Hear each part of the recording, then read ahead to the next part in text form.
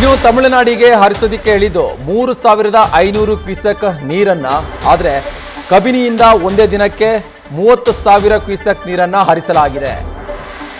ತಮಿಳುನಾಡಿಗೆ 3,500 ಕ್ಯೂಸೆಕ್ ನೀರನ್ನ ಒಂದು ದಿನಕ್ಕೆ ಹರಿಸಿ ಅಂತ ಹೇಳಿದ್ರು, ಆದರೆ 30,000 ಕ್ಯೂಸೆಕ್ ನೀರನ್ನ ಹರಿಸಲಾಗ್ತಾ ಇದೆ. ಸಂಕಷ್ಟದಿಂದ ಪಾರಾದ ಕರ್ನಾಟಕ ರಾಜ್ಯ ಸರ್ಕಾರ, ಇದರ ಒಂದು ಪರಿಣಾಮವಾಗಿ ಸಂಕಷ್ಟದಿಂದ ಕರ್ನಾಟಕ ರಾಜ್ಯ ಸರ್ಕಾರ ಪಾರಾಗಿದೆ. ತಮಿಳುನಾಡಿಗೆ ನೀರು ಹರಿಸಿ ಸಂಕಷ್ಟದ ಸೂತ್ರವನ್ನು ಈಗ ರಾಜ್ಯ ಸರ್ಕಾರ ಪಾಲನೆ ಮಾಡ್ತಾ ಇದೆ. ತಮಿಳುನಾಡಿಗೆ ಕಬಿನಿಯಿಂದ ನೇರವಾಗಿ ನೀರನ್ನು ರಿಲೀಸ್ ಮಾಡಲಾಗಿದೆ. ಕಬಿನಿ ಡ್ಯಾಮ್ ಭರ್ತಿಯಾಗಿರುವಂತಹ ಹಿನ್ನೆಲೆಯಲ್ಲಿ ನೀರು ಬಿಡುಗಡೆ ಮಾಡಲಾಗಿದೆ. ಇದರ ಒಂದು ಪರಿಣಾಮವಾಗಿ ರಾಜ್ಯ ಸರ್ಕಾರ ಕೂಡ ಸಂಕಷ್ಟದಿಂದ ಎಸ್ಕೇಪ್ ಆಗಿದೆ.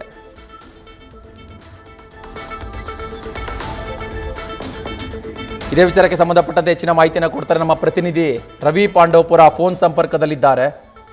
ರವಿ, ಸಾಕಷ್ಟು ಬರದ ವಾತಾವರಣ ಸೃಷ್ಟಿಯಾಗಿತ್ತು. ರೈತರು ಕೂಡ ಒಂದು ಕಡೆ ಹೋರಾಟವನ್ನು ಮಾಡ್ತಾ ಇದ್ರು, ಮತ್ತೊಂದು ಕಡೆ ತಮಿಳುನಾಡು ನೀರನ್ನು ಬಿಡಲೇಬೇಕು ಅಂತ ಆಗ್ರಹವನ್ನು ಕೂಡ ಮಾಡ್ತಾ ಇತ್ತು.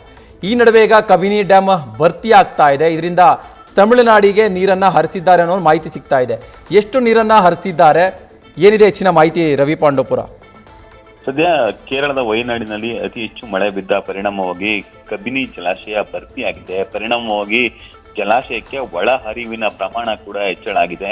ಬರೋಬ್ಬರಿ 21,000 ಕ್ಯೂಸೆಕ್ಸ್ ಒಳ ಹರಿವು ಬರ್ತಿರುವ ಕಾರಣಕ್ಕಾಗಿ ಜಲಾಶಯದಿಂದ ಈಗ ಬರೋಬ್ಬರಿ 25,000 ಕ್ಯೂಸೆಕ್ಸ್ ನೀರನ್ನ ಹೊರಗೆ ಹರಿದು ಬಿಡಲಾಗ್ತಿದೆ. ಈ ನೀರನ್ನ ನೇರವಾಗಿ ನದಿಗೆ ಬಿಡುವ ಮೂಲಕ ತಮಿಳುನಾಡಿಗೆ ನೀರನ್ನ ಹರಿಸಲಾಗ್ತಿದೆ. ಒಂದೆಡೆ ತಮಿಳುನಾಡು ಪ್ರತಿನಿತ್ಯ 3,500 ಕ್ಯೂಸೆಕ್ಸ್ ನೀರನ್ನ ಹರಿಸಿ ಅಂತ ಹೇಳಿ ಒಂದು ಮನವಿಯನ್ನು ಮಾಡಿದ್ದು. ಇದಕ್ಕೆ ಸಂಬಂಧಪಟ್ಟಂತೆ ಆದೇಶವೂ ಕೂಡ ಹೊರಬಿದ್ದಿತ್ತು. ಹೀಗಾಗಿ ರಾಜ್ಯಾದ್ಯಂತ ಸಾಕಷ್ಟು ಪ್ರತಿಭಟನೆಗಳು ಆರಂಭ ಆಗಿದ್ವು. ಕನ್ನಡ ಪರ ಸಂಘಟನೆಗಳು ಸೇರಿದಂತೆ ರೈತ ಮುಖಂಡರೆಲ್ಲರೂ ಕೂಡ ಆಕ್ರೋಶ ಹೊರಹಾಕಿದ್ರು. ಬಿಜೆಪಿ ನಾಯಕರೆಲ್ಲರೂ ಕೂಡ KRSಗೆ ಮುತ್ತಿಗೆ ಹಾಕುವಂತ ಯತ್ನವನ್ನು ಕೂಡ ನಡೆಸಿದ್ರು. ಇದರ ನಡುವೆ ವರುಣದೇವ ಸದ್ಯಕ್ಕೆ ಕೃಪೆ ತೋರಿದ್ದಾನೆ. ಒಂದೇ ದಿನಕ್ಕೆ ತಮಿಳುನಾಡಿಗೆ ಕಬಿನಿ ಜಲಾಶಯ ಒಂದರಿಂದಲೇ ಬರೋಬ್ಬರಿ 30,000ಕ್ಕೂ ಹೆಚ್ಚು ಕ್ಯೂಸೆಕ್ಸ್ ನೀರನ್ನ ಹರಿಬಿಡಲಾಗಿದೆ. ಆ ಮೂಲಕ ಕರ್ನಾಟಕ ರಾಜ್ಯ ಸಂಕಷ್ಟದಿಂದ ಪಾರಾಗಿದೆ ಅಂತ ಹೇಳಿದ್ರೆ ತಪ್ಪಾಗಿತ್ತಿಲ್ಲ. ತಮಿಳುನಾಡು ಮತ್ತೆ ಕರ್ನಾಟಕದ ಸಂಕಷ್ಟ ಸೂತ್ರದ ನಡುವೆ ಪ್ರತಿನಿತ್ಯ 3,500 ಕ್ಯೂಸೆಕ್ಸ್ ನೀರನ್ನ ಹರಿಸುವಂತೆ ತಮಿಳುನಾಡು ಮನವಿ ಮಾಡಿತ್ತು.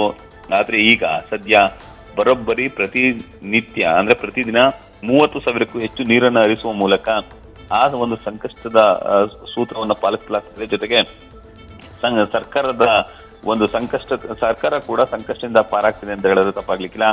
ಕಬಿನಿಯ ಒಟ್ಟು ಎತ್ತರ 84 ಅಡಿಗಳು. ಸದ್ಯ ಇವತ್ತು 82 ಅಡಿಗಳಿದೆ. ಅಂದ್ರೆ ಜಲಾಶಯ ಭರ್ತಿಗೆ ಕೇವಲ 2 ಅಡಿ ಮಾತ್ರ ಬಾಕಿ ಇದೆ. ಜಲಾಶಯದ ಸುರಕ್ಷತೆಯ ದೃಷ್ಟಿಯಿಂದ 2 ಅಡಿಗಳ ರಿಸರ್ವ್ ಅನ್ನು ಇಟ್ಕೊಂಡು ಬರುವಂತಹ ಎಲ್ಲಾ ನೀರನ್ನು ಕೂಡ ನೇರವಾಗಿ ಈಗ ತಮಿಳುನಾಡಿಗೆ ಬಿಡುವಂತ ಕೆಲಸಕ್ಕೆ ಮುಂದಾಗಿದ್ದಾರೆ.